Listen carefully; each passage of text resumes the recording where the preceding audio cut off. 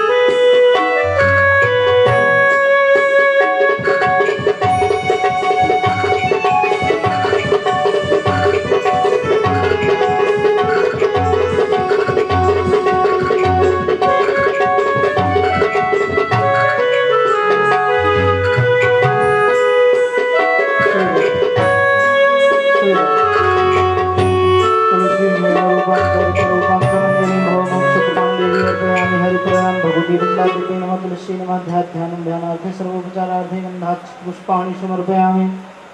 बालकृष्णाय नमः। वश्ये विभूषितकरालवलीलदाभात्पीताम्बरादरुणबिन्दफलादरोत्थात् पूर्णेन्दुसुन्दरमुखादरविन्दनेत्रात् कृष्णात् परं किमपि तत्त्वमहं न जाने। बालकृष्णाय रामभद्राय रामचन्द्राय वेधसे रघुनाथाय नाथाय सीताय पतये नमः। लीलासीतारामाभ्यान्माध्याध्यानध्यानार्थे पुष्पाणि सर्वोपचारार्थे गन्धाक्षत पुष्पाणि समर्पयामि। पुष्पमालां निवेदयामि।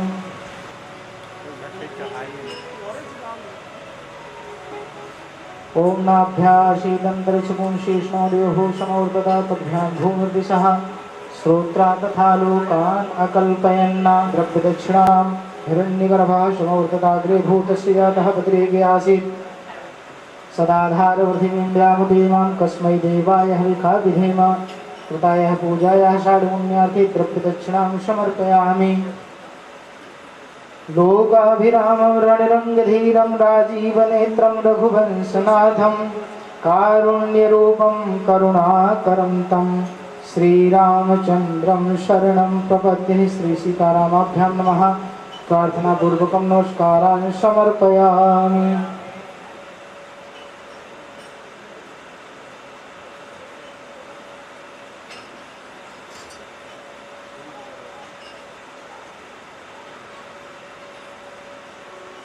अचतुर्वदनो ब्रह्मदिवाहोरपरो हरिः अभाललोचनः शम्भुर्भगवान् बादरायणः।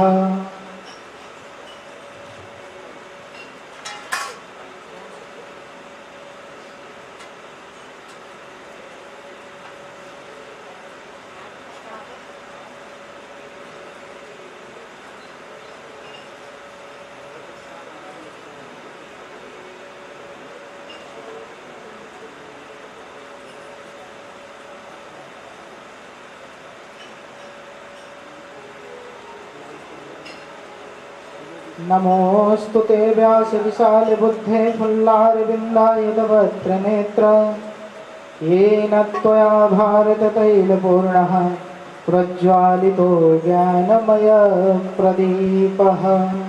बोले सियावर रामचंद्र।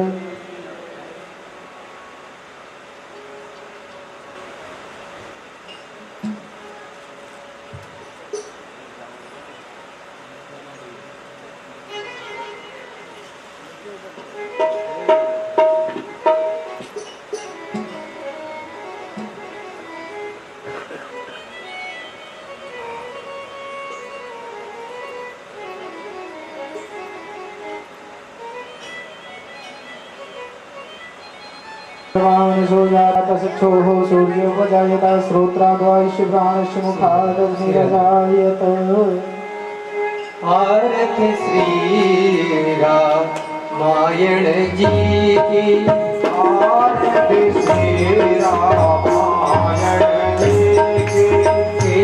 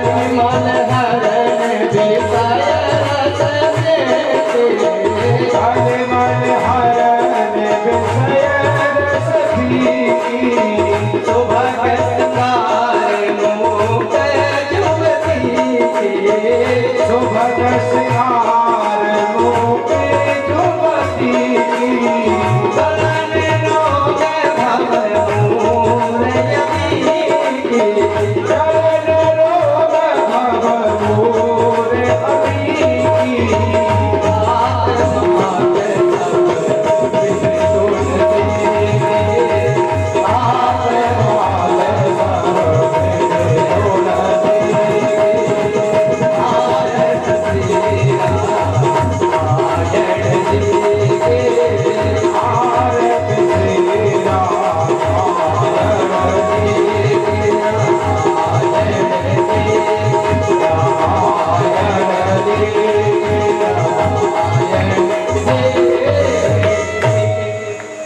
श्री सीतारामाभ्यां नमः। इदं मारार्तिक्तं समभयामि जलेन शीतलहितरणं पुष्पहिदेवाभिवन्दनम् आरोग्यार्थे आत्माभिवन्दनम् आरार्तिग्रहणम् मंत्रपुष्पाञ्जलिः। हरिः ओम योगेन जितमयजन्तदेवास्तानि धर्माणि प्रथमान्यासन्ना तेहनाकं महिमानः सचन्तयत्र पूर्वे सात्याः सन्ति देवाः। हरिः ओम दशरथात्मजाय विद्महे सीतावल्लभाय धीमहि तन्नो रामः प्रचोदयात्। सेवन्दिकाकुलचम्पकपाटलाभिः गुण्डागजातकरवीररसालपुष्पैः बिल्वप्रवालतुलसीदलमञ्जरीभिः त्वां पूजयामि जगदीश्वर मे प्रसीद। नानासुगन्धिपुष्पाणि यथा कालो भवानि च पुष्पाञ्जलिर्मया दत्ता गृहाण परमेश्वर। श्री सीतारामाभ्यां नमः। इदं मंत्रपुष्पाञ्जलिं समर्पयामि। बोलिए सियावर रामचंद्र की जय। पवन सुत हनुमान की जय। उमापति महादेव की जय। सद्गुरुदेव भगवान की जय। श्री व्यास जी महाराज की जय। आज के आनंद के जय। नमः पार्वती पते हर हर महादेव।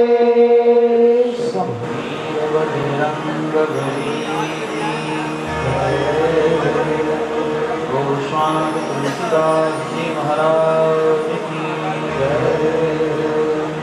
मुंबा मैया की जय। गंगा मैया की जय। यमुना मैया की जय। सरस्वती मैया की जय। सीताराम महाराज की विंध्याचल निवासिनी मैया की जय। काशी विश्वनाथ भगवान की जय। अवध धाम की जय। गुरुदेव भगवान की जय। ब्रह्मणी स्वामी महाराज की जय। जय जय श्री राधे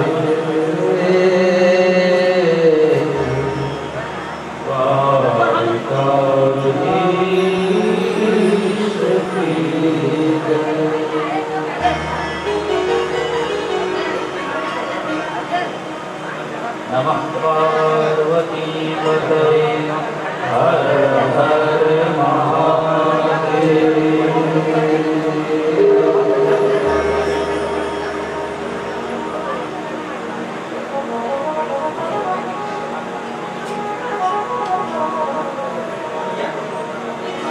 एकदन्तो महाबुद्धि सर्वज्ञो गणनायकः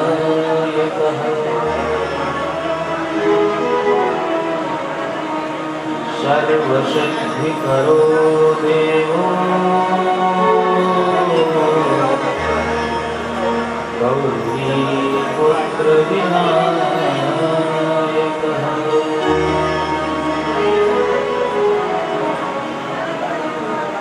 स्वमुखश्चैव तदन्तश्च पद्यो जगत्कर्णकः लम्बोदरश्च विकटो विघ्ननाशो विनायकः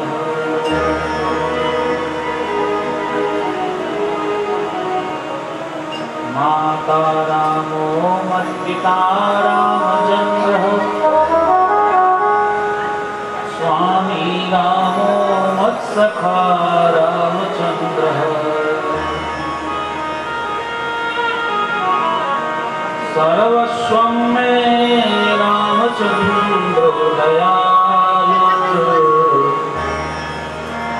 नान्यं जाने नैव जाने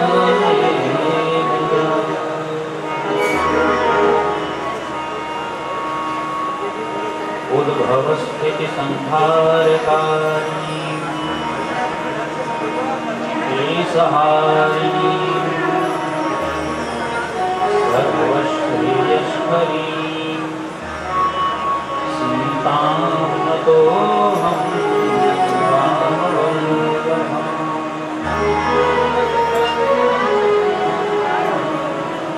मनोजवं मारुततुल्यवेगम् जितेन्द्रियं बुद्धिमतां वरिष्ठम् वातात्मजं वानरयूथमुख्यम् श्रीरामदूतं शरणं प्रपद्ये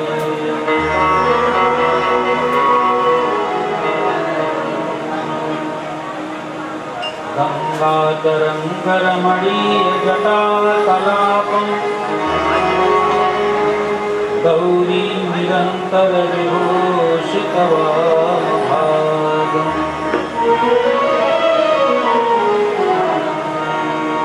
नारायणप्रियमनङ्गमदापहारम् वाराणसीपुरपतिं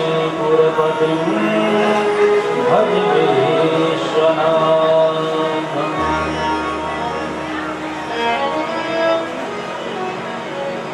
गुरुर्ब्रह्मा गुरुर्विष्णु गुरुर्देवो महेश्वरः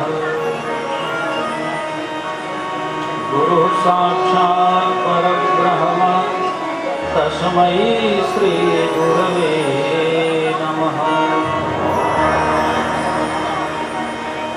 विशुद्धानन्दसन्दोहं सच्चिदानन्दविग्रहम् साष्टांगं योगसंविन्नं गुरुं वन्दे सदाशिवम्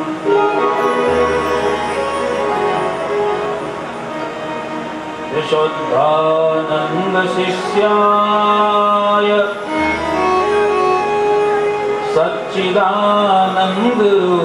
सच्चिदानन्दरूपिणे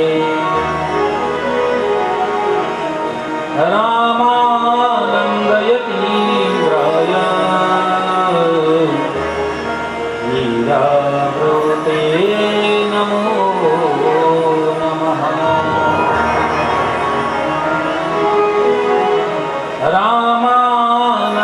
रामानन्दयतीन्द्राय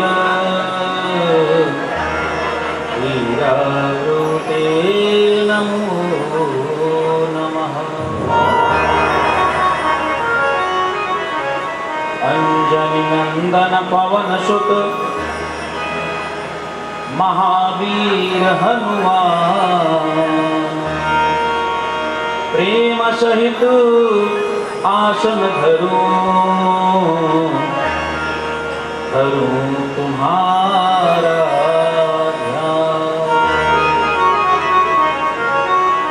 बोलो उमापति महादेव की जय।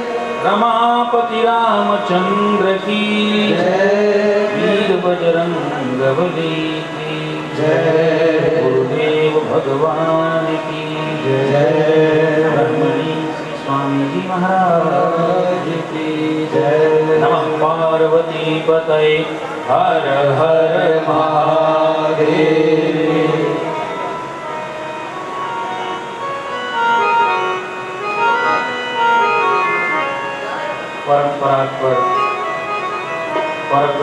परमात्मा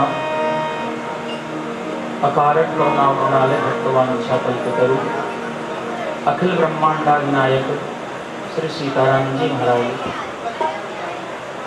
प्रभात सहित श्री हनुमान जी महाराज, श्री काशी विश्वनाथ जी महाराज, पूज्य गुरुदेव भगवान के चरण, इस नगर की अधिष्ठात्री देवी श्री मुंबा मैया, रामचरित मानस यज्ञ में आवाहित देवी देवतागण, नगर के देवता, वर्णित आचार्यगण, जय श्री राम सेवा समिति के समस्त कार्यकर्ता, अधिकारी, शक्ति सेना फाउंडेशन के लगे हुए यहाँ पे सैनिक तथा इस राम कथा के जो नित्य यजमान हैं श्री मिश्र जी, आज के जो यजमान हैं संतोष मिश्रा जी, उपस्थित समाज मातृशक्ति, आइए भगवान का स्मरण करके उनका कीर्तन करें और मनवाणी को पवित्र करें। बोलो सियावर रामचंद्र की जय।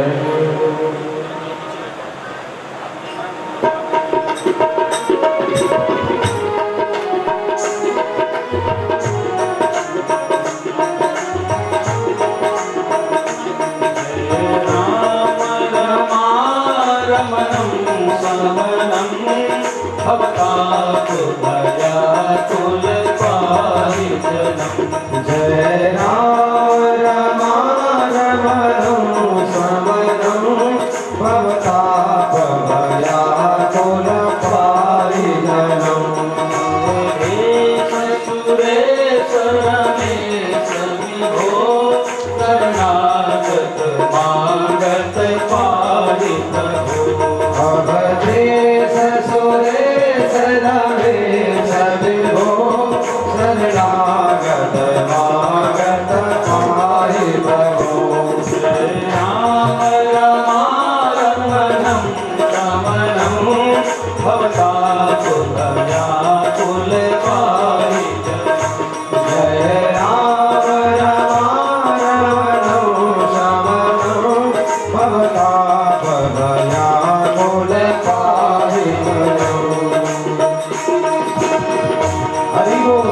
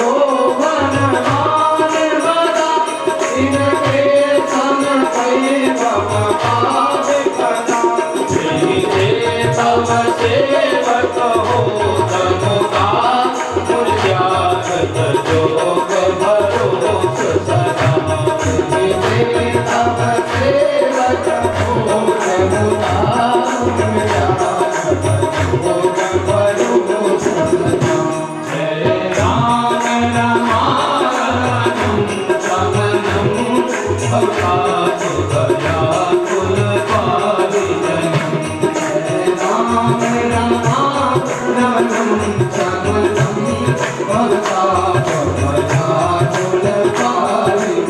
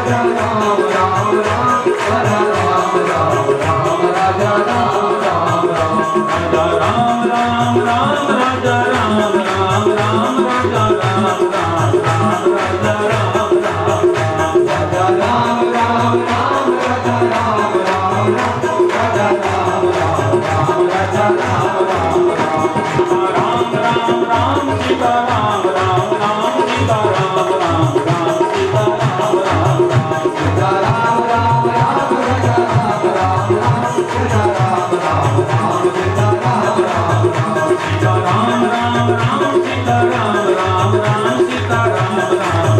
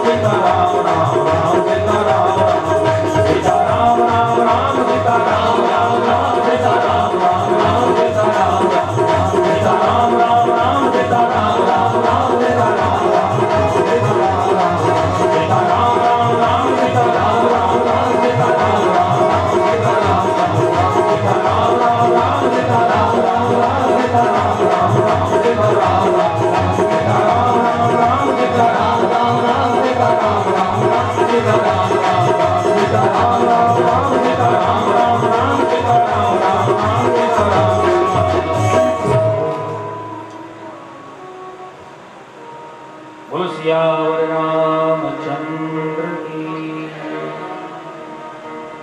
गुरुदेव भगवान की। ब्रह्मलीन श्री स्वामी जी महाराज। नमः पार्वती पतये हर हर महादेव।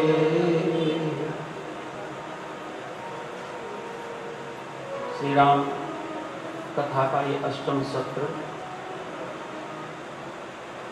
भगवान की कृपा से हम लोगों के सन्मुख उपस्थित हुआ है। भगवान की अहेतुकी कृपा होती है तब कथा सुनने और सुनाने का अवसर प्राप्त होता है। और इस कथा में तो भगवान की महती कृपा हो गई।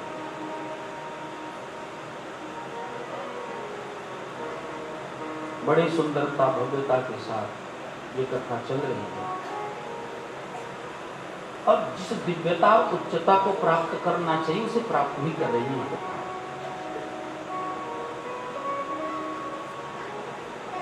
श्रोता समुदाय का सहयोग,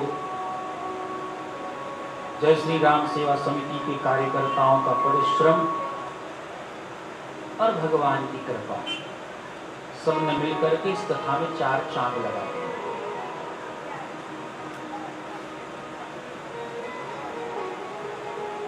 अच्छा, ये जो जय श्री राम सेवा समिति है, इसके जो अधिकारी, कर्मचारी, कार्यकर्ता लोग जुटे हुए हैं, भाई उनके समिति की कथा है, अच्छी बात है।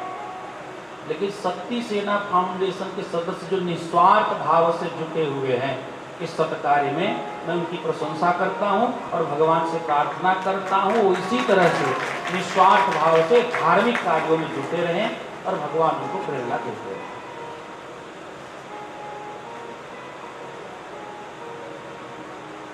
वैसे भी राम कथा हमें सिर्फ त्याग की प्रेरणा देती है, विशेष रूप से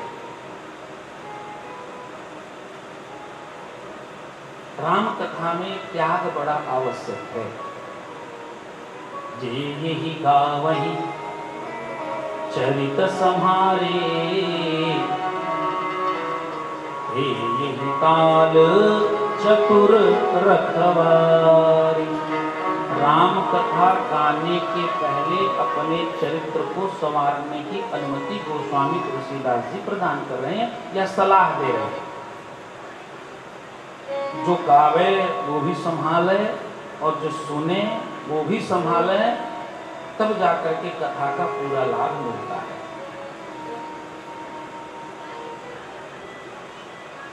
कथा सुनने का पूरा फल तब मिलता है जब उसको हम आचरण में उतारते हैं, जब उस कथा को हम गुनते हैं, बैठ करके उस कथा का ज्ञान करते हैं, गुण करते हैं, मनन करते हैं। तब उस कथा का पूरा लाभ हमें प्राप्त होता है।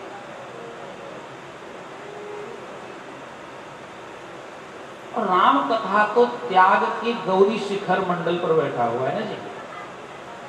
यहां कोई अपने आप को बड़ा कहता ही नहीं। आप बड़े हो, आप बड़े हो, आप बड़े हो, आप ग्रहण करो, आप ग्रहण करो। यहां कोई स्वीकारने वाला नहीं है। कल की कथा के प्रसंग में हमने श्रवण किया, पिता और माता के आदेश का पालन करते हुए भगवान श्री रामचंद्र जी माता जानकी अनुज लक्ष्मण के सहित सुमंत्र जी के रथ पे सवार हुए।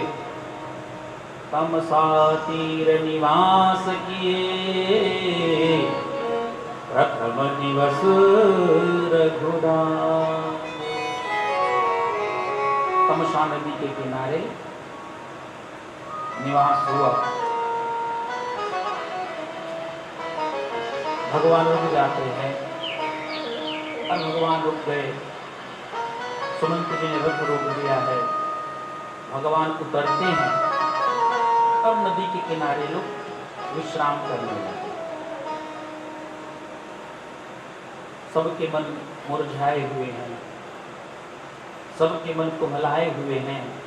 और जितने प्रजापुरवासी साथ में आए हैं सबके मन में एक भाव है, अगर राम जी अयोध्या चलेंगे तब तो हम अयोध्या जाएंगे, और नहीं जाएंगे राम जी तो हम अपने राम जी के साथ जंगल में चलेंगे और 14 वर्ष तक भगवान राम जी के साथ में रहेंगे। इस भाव के साथ सब लोग आए। अच्छा, पूरे अवध के वासियों की जो साधना है बड़ी सुंदर है। गोस्वामी जी इस साधना की प्रशंसा करते हैं। सब लोगों ने अपने परिवार की चिंता नहीं की, समाज की चिंता नहीं की, घर और संपत्ति की चिंता नहीं की। जरई सुसंपत्ति, यहाँ तक कि अवधवासियों ने कह दिया सारी संपत्ति जल जाए, नष्ट हो जाए, हमसे कुछ लेना देना नहीं, हम तो भगवान राम जी की सेवा में ही रहेंगे। ऐसा सोच करके सब आए। राम जी, माता जानकी मैया, लखन लाल जी हैं, सुमंत्र जी हैं। लखन लाल जी ने राम जी के सोने की व्यवस्था कर दी। व्यवस्था क्या करेंगे? नदी के किनारे वो कोमल कोमल बालू है, एक कहीं से पत्थर का डगर उठा करके लाते हैं और उसी को तकिया बना करके राम जी उस बालुका में शयन कर जाते हैं। साथ में माता जानकी भी शयन कर जाती हैं। प्रजापुरवासी भी सो गए। साधना की यही सबसे बड़ी भूल है। साधना की सबसे बड़ी भूल है। सब कुछ त्यागा, त्याग करके साथ में आए, लेकिन आने के बाद हुआ क्या, जब राम जी सो गए तो प्रजापुरवासी भी सो गए। गोस्वामी जी कहते हैं साधना सुसुप्तावस्था की चीज नहीं, साधना में साधक सोता नहीं है, और जो साधक साधना में सो जाता है परमात्मा उससे बिछुड़ जाते हैं। कुछ संत कहते हैं भगवान ने योग माया का प्रभाव पहुंचा दिया, जिसके कारण सब लोग सुसुप्तावस्था को प्राप्त कर गए हैं। तो गोस्वामी जी कहते साधना में सोने की आवश्यकता नहीं है, साधक सोता नहीं है। प्रजापुरवासी सोए हुए हैं। दो लोग जग रहे हैं, एक है सुमंत जी और दूसरे हैं हमारे लक्ष्मण भैया। दो लोग जग रहे हैं। लक्ष्मण जी ने जब देखा कि भगवान राम इस बालुका में सोए हुए हैं और उन्होंने पत्थर की तकिया लगा रखी है, लक्ष्मण जी रोने लगे। लक्ष्मण जब रोने लगे तो दूर बैठे सुमंत्र जी जग रहे हैं। सुमंत्र जी ने सोचा रो कौन रहा है, रोदन करने वाला कौन हो सकता है। सुमंत्र जी लक्ष्मण जी के पास आते हैं और लक्ष्मण से पूछते हैं क्या बात है, क्यों रो रहे हो। लक्ष्मण जी कहते हैं बर्बास वेला उससे कष्ट नहीं है, कष्ट इस बात का है कि मेरे माता पिता प्रभु सीता राम जी इस पत्थर की तकिया को लगा करके सो रहे हैं, कष्ट केवल इस बात का है। लक्ष्मण जी ने रोना आरंभ किया। जैसे बच्चा अपने पिता की गोदी में सिर डाल करके रोता है, उसी तरह से सुमंत्र जी के गोदी में सिर डाल करके लखनलाल जी रोने लगे हैं। और लक्ष्मण जी के जगने का कि जो साधना है 14 वर्ष तक निद्रा और नारी के त्याग का जो संकल्प है, यही से आरंभ हो जाता है। लक्ष्मण जी को बहुत समझाने का प्रयास करते हैं सुमंत्र जी। लक्ष्मण जी शांत नहीं हुए। भगवान राम जी उठ गए। राम जी उठ करके आए, लक्ष्मण तो रो रहा है, क्यों? लक्ष्मण जी उठ के खड़े भये। सुमंत्र जी खड़े भये, आप सो जाओ। भाई नहीं, प्रजापुरवासी सब सो रहे हैं, रथ को थोड़ी दूर ले चलो। और थोड़ी दूर लेकर के रथारूढ़ होकर के निकल चलते हैं, और नहीं तो प्रजापुरवासी जाने नहीं देंगे। सुमंत्र जी से कहते हैं रथ को थोड़ी दूर ले चलो। सुमंत्र जी की इच्छा नहीं है। राम जी आग्रह करते हैं, ये बाधक हो जाएंगे हमारे लिए, इसलिए ले चलिए। रथ को थोड़ी दूर ले जाकर के घोड़ों को जोता है, और घोड़ों को जोत दिया। भगवान श्री सीताराम जी के श्री लखनलाल जी को चढ़ाते हैं रथ पे। रथ पर चढ़ा करके रथ छोड़ देता है वहां से। हो जमारी रथ हाथ उताता, आन उपाय बनही नहीं बाता। दूर ले चलो, रथ चल देता है। चलते चलते राम जी कहते रथ जितनी वेग से चला सकते उतनी वेग से चलाओ, क्योंकि अयोध्या के वासियों से जितना दूर निकल जाएंगे वो अच्छा होगा।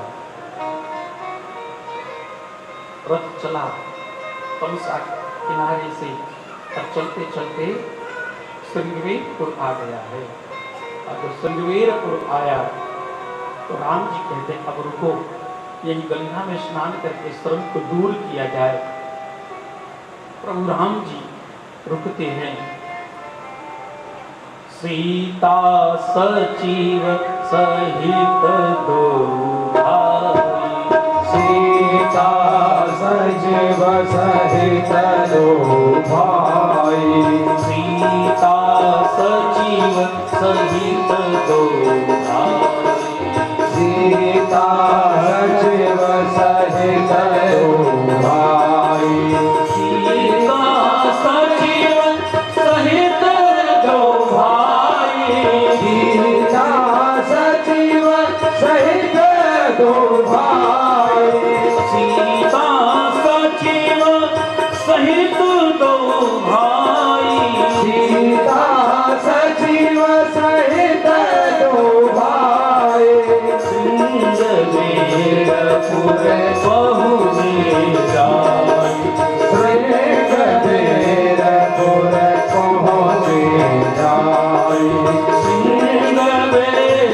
श्रृंगवेरपुर पहुँचे जाई, श्रृंगवेरपुर पहुँचे जाई।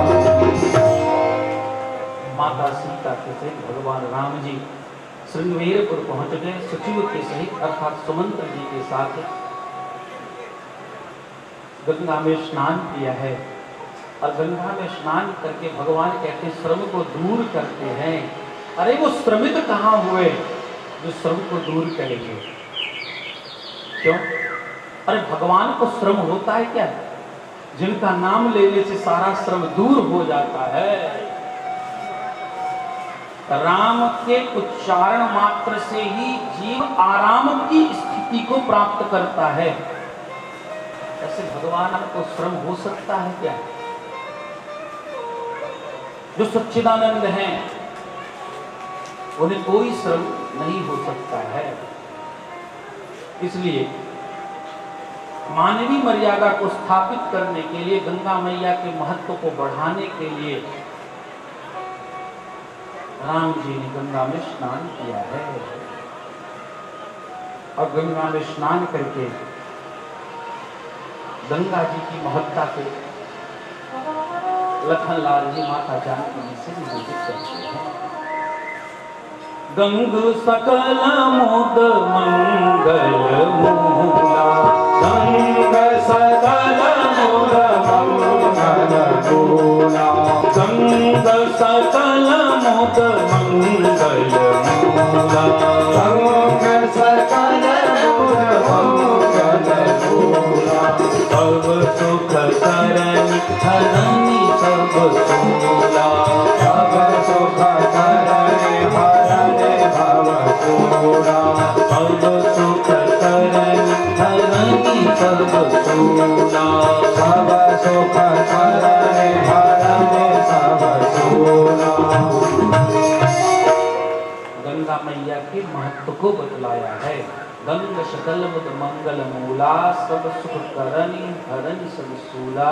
जो गंगा मैया की सेवा करते हैं उनके सभी सूल दूर हो जाते हैं, उनके समस्त कष्ट दूर हो जाते हैं, वो पवित्र हो जाता है, वो पावन हो जाता है, वो निर्मल हो जाता है, उसके कायिक जो पाप हैं वो सब कट जाते हैं। गंगा मैया की प्रशंसा गाते हैं भगवान राम जी। पर गंगा मैया की प्रशंसा गा ही रहे थे, तब तक निषाद राज गुह को पता चला कि प्रभु श्री राम जी हमारे संगवेरपुर में आए हैं। वो बड़ा प्रसन्न हुआ और ढिढोरा पिटवा देता, हमारे भगवान आए हैं, हमारे प्रभु आए हैं, हमारे श्री राम जी आए हैं। हमारे जितने भी पूर्ववासी हैं सब लोग उनकी सेवा के लिए तत्पर हो जाएं, तैयार हो जाएं, सन्नद्ध हो जाएं और जिनके पास जो भेंट की सामग्री है वो सब लेकर के चले। यह सुधि गुह निषाद जब पाई मुदित लिए प्रिय बंधु बोला। बड़ी प्रसन्नता के साथ अपने भाई बांधवों को बुला लेता है और बुला करके लेकर के चलता है। कथा संदेश दे रही है, जब सत्कार्य की ओर जाएं, जब भगवत दर्शन करने के लिए जाएं, जब भगवत प्रीत्यर्थ जाएं, जब भगवान की सेवा में जाएं, जब कथा सुनने के लिए जाएं तो प्रयास करें कि पूरे कुटुंबी जन साथ में हो, पूरा परिवार साथ में हो, भाई बंधु जितने हैं सब लोग साथ में चलेंगे तो ज्यादा आनंद आवेगा, ज्यादा लाभ होगा। निषाद राज अगर चाहता तो अकेले जाके भगवान का दर्शन कर लेता है, लेकिन निषाद राज चाहता है जितने जीवों का तरण तारण हो जाए उतना ही अच्छा है, क्योंकि आज जितने लोग भगवान का दर्शन करेंगे वो सब निष्पाप हो जाएंगे। जो जितने पापी हैं हम निषाद जाति के सब चल करके दर्शन करें और सबको लेकर के पहुंचा है निषाद राज। सब लोग भेंट की सामग्री ले लिए, कोई कन्मल ले लिया, कोई मूल फल ले लिया, कोई फूल ले लिया है, जिनके पास जो सामग्री थी वो सब लेकर के चलते हैं और निषाद राज दूर से ही भगवान को दंडवत प्रणाम करता है। मैं निषाद जाति का हूँ, मैं आपको छू नहीं सकता, हम अछूत हैं, हम आपका स्पर्श नहीं कर सकते, हम जंगलों में रहने वाले जीव हैं महाराज, पशुओं को मार करके अपने पेट को हम पालते हैं, इसलिए हम चलने आपको छू नहीं सकते, आपका स्पर्श नहीं कर सकते, लेकिन आपके दृष्टिपात मात्र से हम पवित्र हो गए। और जैसे निषाद राज्य ने दंडवत किया वैसे भगवान पहुंच करके अंकों में भर लेते हैं, अंकों में भर करके अपने बगल बिठा लेते हैं। निषाद राज कहता महाराज आप ये क्या करते हो? भगवान कहते हैं मैं यही तो करने आया हूं, अगर ये न करना होता तो मैं जंगल में क्यों आता, अब तक तो राजा बन करके बैठा होता। राम राज्य की स्थापना यहाँ से आरंभ होती है। राम राज्य का अगर कोई पहला नागरिक है, राम राज्य का अगर कोई पहला कार्यकर्ता है, राम राज्य में अगर कोई सबसे पहले जुटा, भगवान राम ने राम राज्य की स्थापना करने से पहले अगर नींव डाली तो उसका नाम है निषाद राज गुह। राम राज्य की स्थापना यहाँ से आरंभ होती है। ध्यान रखिएगा, राम राज्य राजभवन से नहीं बनता है, राम राज्य की स्थापना जंगल से होती है। राम राज्य की स्थापना कुलीनता से नहीं होती है, राम राज्य की स्थापना धनवान से नहीं होती है, राम राज्य की स्थापना धन से नहीं होती है, राम राज्य की स्थापना महल अट्टालिका से नहीं होती है, राम राज्य की स्थापना जंगल से होती है, कुटी से होती है और भिल, कोल आदि प्रजातियों के द्वारा स्थापित होती है। ये व्यवस्था है राम जी की। कि निषाद राज तो बड़े प्रसन्न हुआ, अरे महाराज आपने इतना सम्मान दिया है, हम आपके आभारी हैं। महाराज अगर आप यहाँ तक आए, हमें स्वीकार कर लिया है, तो आप हमारे नगर में भी चलिए, हमारे नगर में चलिए, प्रवेश कीजिए, हमें धन्य कीजिए। लक्ष्मण जी हंसने लगे, मुस्कुराने लगे। निषाद राज पूछता है क्यों हंस रहे हो? बोले कुछ नहीं। निषाद राज कहता है मैं समझ गया आप क्यों हंस रहे हो, मैं अपनी झोपड़ी को नगर जो कह बैठा, आपकी दृष्टि में नगर वो है अयोध्या, लेकिन मेरी दृष्टि से अगर पूछो तो राम जहां है वही नगर है, और जहां राम नहीं वो झोपड़ी है। अयोध्या झोपड़ी बन चुकी है, और निषाद राज की झोपड़ी जो है वो नगर बन चुकी है। जहां राम वो नगर है, वो मंदिर है, वो प्रासाद है। आपकी दृष्टि में ये मेरी झोपड़ी होगी, लेकिन मेरे भगवान आज आ गए, इसलिए मेरे लिए ये नगर है, ये महल है। राम जी कहते निषाद तेरा भाव बड़ा शुभ है, लेकिन भैया मैं तेरी झोपड़ी के पास जा नहीं सकता, मैं तेरे नगर में प्रवेश नहीं कर सकता। निषाद राज ने पूछा क्यों महाराज? कि पिताजी ने मुझे वनवास दिया ना, कितने वर्ष का? अब यहाँ पे देखिए राम जी क्या कह रहे हैं, बरस 4-10 बासुबन मुनि व्रत वेशु ग्राम बासु नहीं उचित सुनी गुहहि भयउ दुख भाव। पिताजी ने वनवास दिया, कितने वर्ष का? राम जी कहते हैं 4-10, 14 नहीं कहा। क्या कहते हैं? 4-10, पहले 4 कहा, छोटी संख्या, ताकि निषाद राज को 14 सुनकर के कष्ट न हो जाए। भगवान का भक्त है ना, और अगर कहें हमें वनवास 14 वर्ष का मिल गया, इससे क्या प्रतीति होती है?